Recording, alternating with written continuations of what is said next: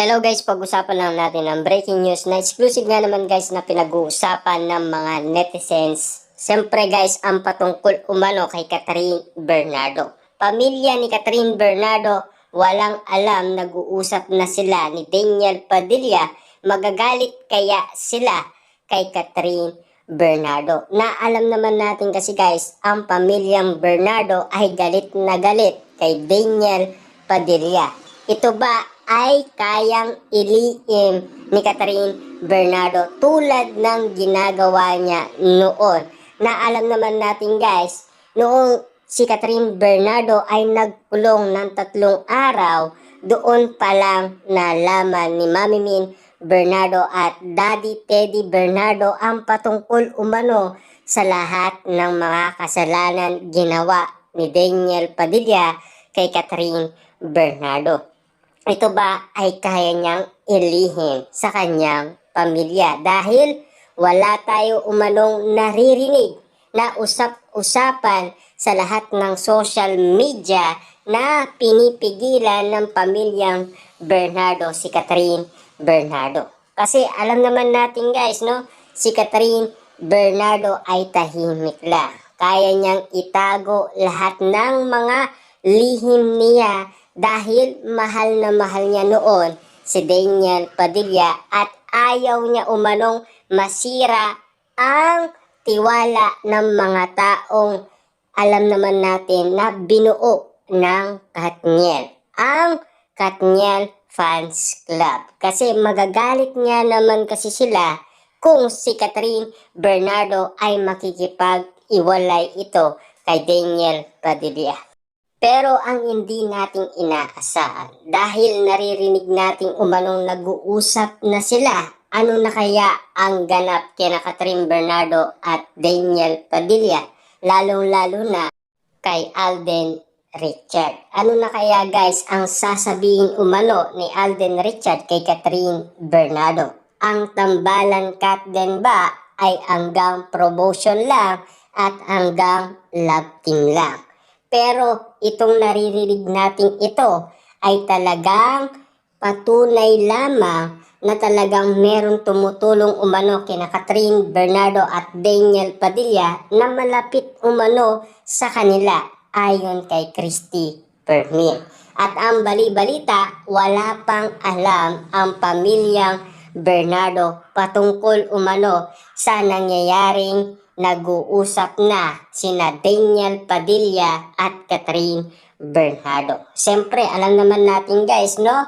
Pinoprotektahan nila si Catherine Bernardo dahil nasaktan na ito ng todo-todo. Saksi natin si Mami Min Bernardo at Daddy Teddy Bernardo kung gaano kasakit kay Catherine Bernardo ang nangyaring iwalayan sa kanilang dalawa ni Daniel Padilla at ganun din ang mga kapatid ni Catherine Bernardo na hanggang ngayon ay galit na galit sila kay Daniel Padilla. Ano kaya ang masasabi ng pamilyang Bernardo kay Catherine Bernardo na ngayon ay kinakausap niya umano ang dati niyang ex-boyfriend na si Daniel Padilla? Siya ba ay makikipag-ayos at makikipagbalikan or magiging kaibigan lang sila ni Daniel Padilla?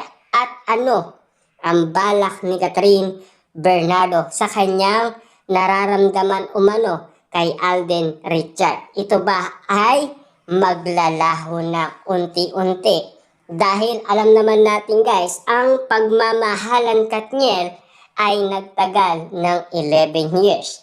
Kaya ba talagang bitawan ni Catherine Bernardo ang kanyang lihim na pagtingin kay Alden Richard? Lahat ba ng nakita natin na nasilayan na natin ng mga legit na mga ayudang sinasabi ng karamihan na ang galawang Katden ay maglalaho na?